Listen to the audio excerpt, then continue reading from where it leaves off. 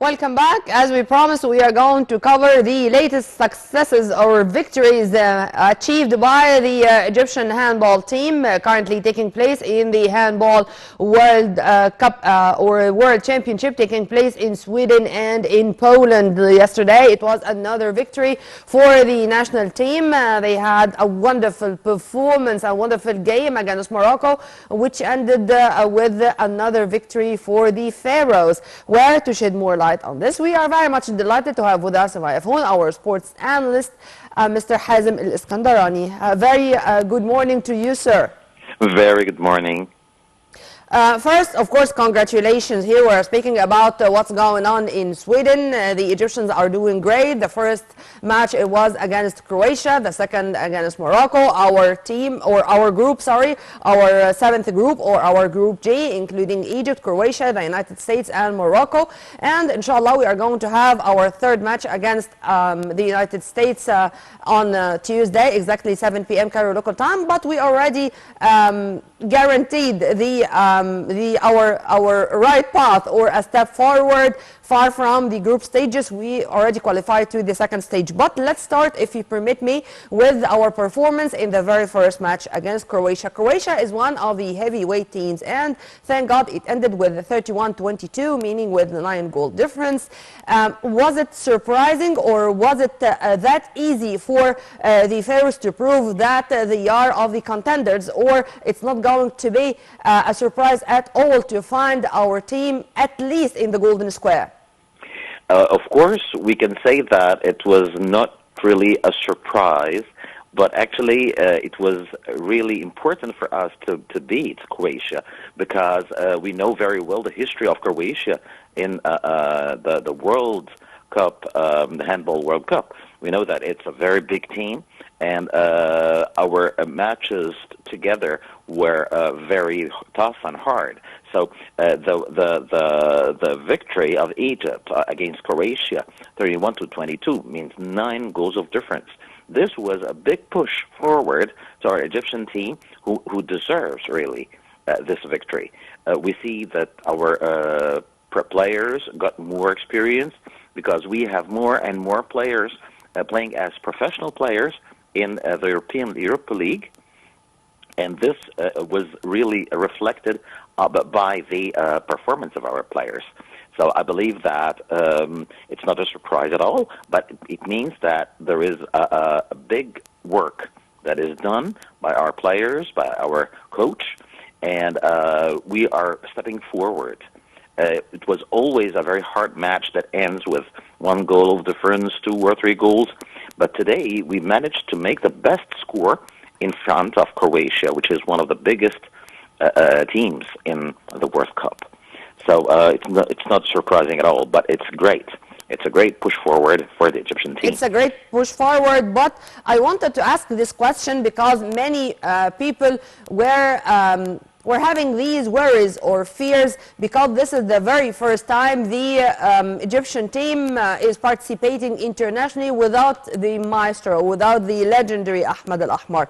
And many of those who are that much acquainted with the squad of the national team thought, who is going to fill the gap? Who is going to be the maestro, the leader, and in the same time to fill the gap of his position? Of course, we do have Ali Zain, we do have Yahya El-Dir'a, we do have Mohsen Ramadan, who really showed his brilliant talent in the first match against Croatia. But we missed also Yahya Khalid because of injury just a few weeks before the competition. Unfortunately, he was diagnosed with ACL. So I asked this question in specific because of missing those 2 names, Al-Ahmar and Yahya Khalid. Of course, when we talk about Yahya Khalid, of course, Ahmed Al-Ahmar, he was the leader, of course, of the Egyptian team, because he was the oldest among the Egyptian players, and that's why he occupied this place to be really deserves his place. But actually, when we look at the Egyptian team, there is a whole generation, a young generation, who started to appear, and I believe that any player who is injured, he could be replaced by another efficient player who knows how to play and who knows how to lead the team. So I think that the role of Ahmed Al Ahmar today could be played by more than one player. You see, Amen Ali to Zain, that. of course, is as the oldest, actually, of the Egyptian team. But I feel that the team spirit is very strong, Yeah. and the alternatives in front of our head coach are much bigger than the last World Cup. I see the maturity of the Egyptian team, the harmony between the players. They understand each other very well, much more than the last World Cup.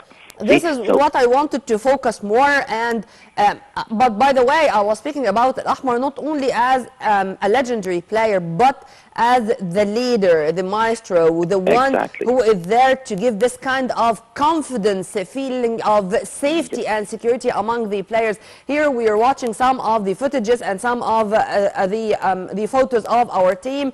And the first one, it was for Abdurrahman Humaid. Of course, we are going to return back to the squad and to the players. But Abdurrahman, in specific, yesterday, he did great. And to speak about him as the most efficient, or his efficiency is 54%, and the one after him is the goalkeeper of France, here with 15 saves and 7 for the goal of France. Such a gap. So he was the man of the match yesterday, and as I said in my intro, it was also his birthday, so man of the match was his birthday gift. Abdurrahman Humaid, is it now it is now that clear and loud? We should say it. Now our net is completely guarded after Katonga and after Tayyar. Now with Humaid and with Ali, we can feel that much safe that we do have another generation of wonderful goalkeepers. Yes, I believe so, and it's much, much more important, or one of the most important places in any team is the goalkeeper. The champion could not be able to keep his place or to get to his place to be champion without an excellent goalkeeper in handball. So we think that, I believe that we found our star, our superstar. When we talk about Humaid, he is talented and he works on himself. He works very hard on himself. And this is very important for a handball team. So I think that this gives us a big push also, because when we see how his performance is excellent, he was excellent in stopping a lot of attacks and preventing the other team from scoring. So let's say we say in football, for example, that the goalkeeper is half of the team. I believe that a goalkeeper in handball is more than a half. Yes. Maybe 65 or 70% even, because he can stop the attack of the other team, and this helps out to not only to stop the other team from scoring, but to give another a push to the other players to The score also. counter-attack, yes, he can change the score in less than a minute. The field in split of a second, and Exactly. the mental fitness of the handball player, of course, it's maybe even more important than the physical fitness, despite the fact that the Very physical true. fitness with the handball players is very important. But let me return back to the squad and to Barondo. You know, one of the miracles Barondo is doing with our national team is this mix between age categories, is this mix between the juniors, the youth, and the first team. You would find the 20 or the 21-year-old player. You would find Hassan Walid Addah beside Mohammed Mamdouh Hashim or Ali Zain or Sanad. You would find the professionals in Nim like Sanad and El Dudu hand in hand, or beside our local players like the giant Ibrahim Al Masri of Al Ahli, or Mohsen Ramadan or Saif Al Dir'. I mean, how do you see this combination, the age categories, the professionals and local players?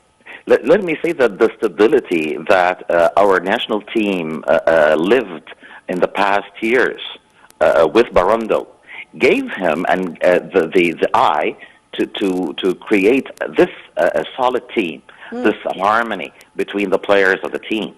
And also, the players themselves, they feel really together as one. They play as one team. This is very important. So the team spirit, number one. Number two, the maturity and the experience that Barondo acquired in the past years created this harmony and this solid team playing as one team, one player. And this is very important in football, and in sports, in team sports in general. And the time that he got in the past years gave him this chance. And I believe that Egypt this year will go far, will go very far, due to this team spirit and this harmony between the generations.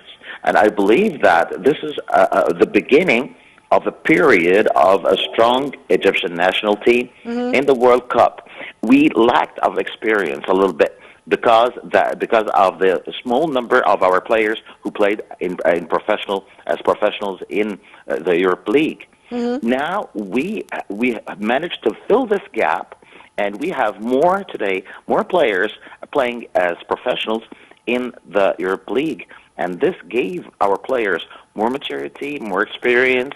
And in Dynamo Bucharest, in Veszprém, in Nîmes, Mohamed Sanad was awarded with the best right wing in the French handball league.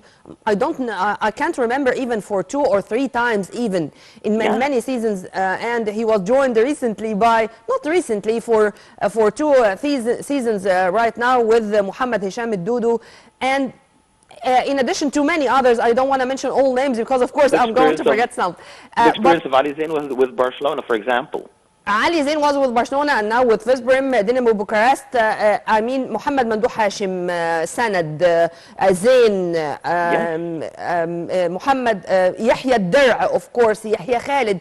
We do have bundle of professionals. But let me return back, if you permit me, to what you have kindly mentioned regarding what Barondo is doing. Of course, it's not only Barondo, it's the Spanish school, Barondo, and before Barondo it was David Davis, and we are not going also to miss mentioning Marwan Ragab of Egypt. I mean, we did have this accumulating experience, if you permit me to say so, which ended with this solid squad, as you've kindly described our national team. Would you agree with me on that? Of course, I agree with you. And it's when we look actually at any sport, team sport, when we see that we have excellent players, but they do not match together. They do not play together as one team. Each one of them is very strong in his area, in his zone, but they cannot work together in harmony. They cannot play together as one team. This started to disappear from the Egyptian team, this lack of harmony. And that's the secret of Barondo. We felt it. We felt it already in the past World Cup. But there was still a little fine-tuning that was needed between the players to get such a strong performance. See, so this problem was solved first by Barondo, who found the missing thing, the missing little thing that makes the big difference. Yeah. Which is the harmony between the players. No matter the age or the generation, no, he found the missing point, and he managed to work on it.